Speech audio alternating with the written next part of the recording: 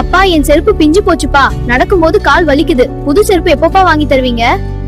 லைஜி, இந்த வாரம் வேலை கம்மிப்பா, கொஞ்சம் அட்ஜஸ்ட் பண்ணிக்கோ. அடுத்த வாரம் கூலி கிடைச்சதும் கண்டிப்பா வாங்கி தர்றேன். சரிப்பா, ஆனா பசங்க எல்லாம் கிண்டல் பண்றாங்க. லைஜி, கிழிஞ்ச சட்டை போட்டாலும் பரவாயில்ல, ஆனா கரப்படாத மனசு இருக்கணும். நம்ம ஏழையா தான் நம்ம சொத்து. அடுத்தவங்க காசுக்கு என்னைக்குமே ஆசைப்படாது. அது நமக்கு தலைக்குடி தான் தரும். புரிஞ்சுதா? புரிஞ்சுதுப்பா, நான் கிளம்புறேன்.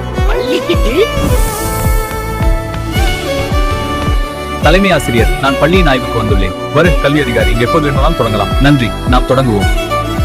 வரும் வழியில் எனது பர்ஸை தவற விட்டேன். அப்படியா? சரி, நான் உதவி செய்கிறேன். லைஜி இங்க வா. அப்துல்லா இங்கே இருக்கேன், வா. உன் சாப்பாடு என்ன? சாண்ட்விச் நல்லா இருக்கு. அப்துல்லா அங்க பார். என்னது, ஒரு பர்ஸ்? ஆமா, யாரோ விட்டுட்டு போயிருக்காங்க. போய் எடுத்துடலாமா?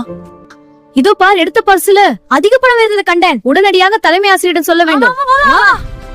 சார், அதுல நான் வரும்போது பர்ஸை பாக்கெட்ல தான் வச்சேன். கார்ல ஏறும்போது விழுந்துருச்சான்னு தெரியல. அதுல அவசர தேவைக்கு 10,000 ரூபாய் வச்சிருந்தேன். பதறாதீங்க சார், ஸ்கூல்ல எங்கேயாவது விழுந்திருந்தா கண்டிப்பா கிடைச்சிடும். மே ஐ கம் இன் சார்? இதோ பர்ஸ் சார். தம்பி, உன் பேர் என்ன? லைஜி சார். லைஜி, உன் நேர்மை எனக்கு ரொம்ப பிடிச்சிருக்கு. ஐயா மன்னிச்சிடுங்க, எனக்கு பணம் வேண்டாம். இல்ல சார், கண்டெடுத்த பொருளை உரியவங்க கிட்ட சேர்க்கறது என் கடமை. கடமையை செய்யறதுக்கு கூலி வாங்கினா இந்த பாராட்டு போதும் சார், பணம் வேண்டாம். ஏப்பா, சரி, என் பரிசாக இந்த பேனாவை 2 வைத்துக் கொள்ளுங்கள். நன்றி ஐயா, ரொம்ப நன்றி. மகிழ்ச்சியா? ஆமா. அப்பா அப்பா,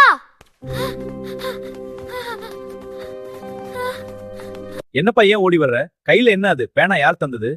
ஏன்னா நாங்க ஒரு பர்ஸ் கண்டெடுத்து ஒப்படைச்சோம், அதுக்கு பரிசு இந்த பேனா. போதும்பா, எனக்கு நீ கொண்டு வந்திருக்கே இந்த பேனா. இந்த 10,000 ரூபாய் விட எனக்கு பெருசுப்பா. நிஜமாவே நீ பெரிய பணக்கார ஆயிட்ட லைஜி.